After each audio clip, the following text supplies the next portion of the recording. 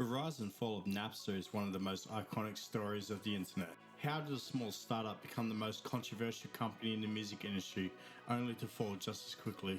From its meteoric rise in the 1990s to its eventual fall in the early 2000s, Napster was a revolutionary streaming service that changed the way people consume music forever.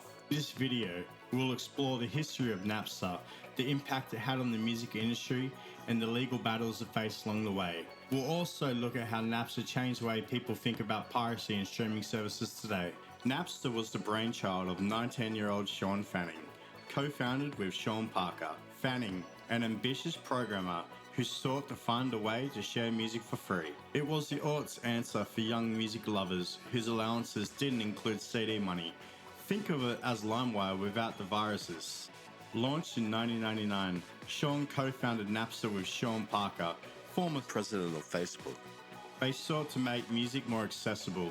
Essentially, it was a software that scanned your hard drive, found all the MP3s you had on there, took those files and allowed them to be shared with anyone else using the software. It made music instantly discoverable and didn't cost a dime. This idea was revolutionary at the time and was especially popular among college students who took advantage of high-speed university networks to download music. Sean first came up with the idea when he was enrolled at Northeastern University in Boston. It came from his roommate complaining about how hard it was to download music online.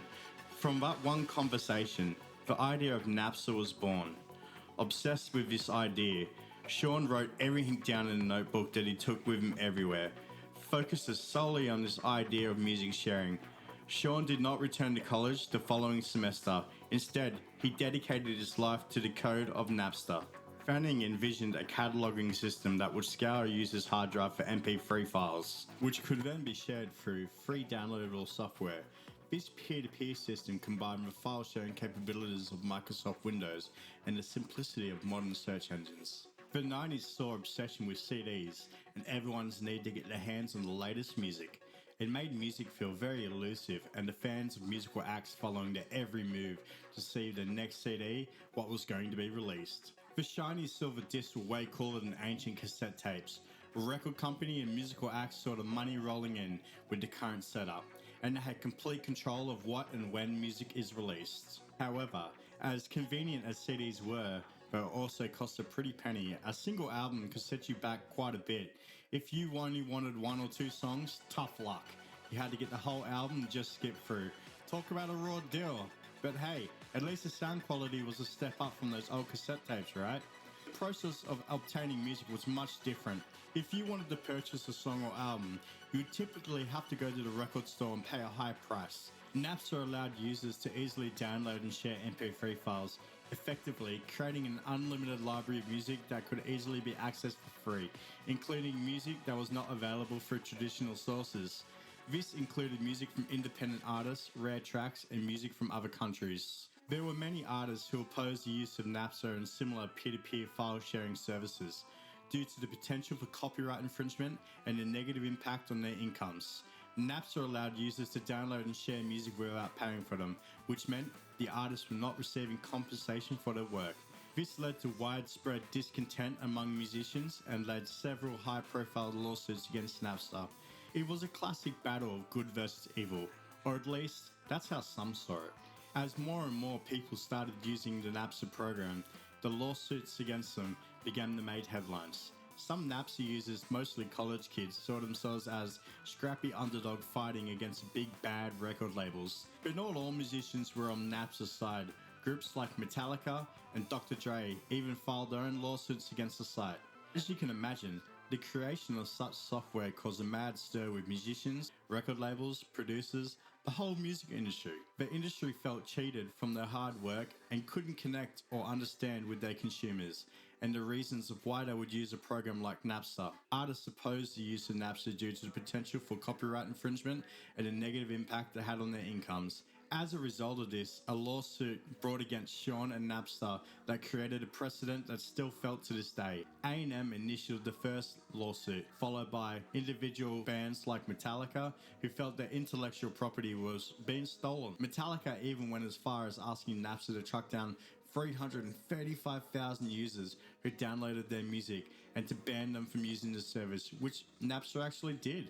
Naturally, fans were mad as their favourite artist that they idolised came off as being greedy, as these billionaire acts were definitely not short on money and became the laughingstock of the internet, with memes going viral to even South Park dedicating whole shows to poking fun at the artists. What's the matter with him? This month he was hoping to have a gold-plated Shark Tank bar installed right next to the pool, but thanks to people downloading his music for free, he must now wait a few months before he can afford it. Come, there's more.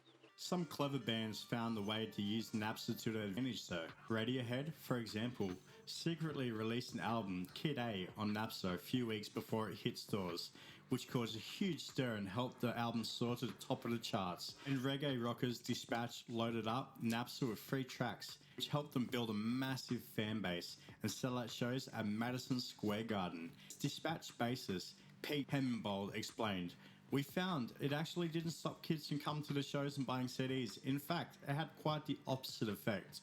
And quote, "People heard the songs on Napster and ended up buying a lot more merchandise and CDs than they were previously. But still, this wasn't enough for the major record companies. This posed a major threat to the traditional business model of the music industry, which relied on the sale of physical copies of albums and singles. Widespread use of Napster and other file-sharing services led to a decline in record sales and sparked debates about the future of the music industry. In 2000, a federal court ordered Napster to stop allowing users to share copyrighted music and pivot to a subscription-based model. Ultimately, Napster filed for bankruptcy in 2002. The rise and fall of Napster had significant implications for the music industry and for the broader landscape of online file sharing. Napster's success and the legal challenges it faced contributed to the development of more sophisticated peer-to-peer file sharing networks, such as the Pirate Bay, Kazaa, and LimeWire.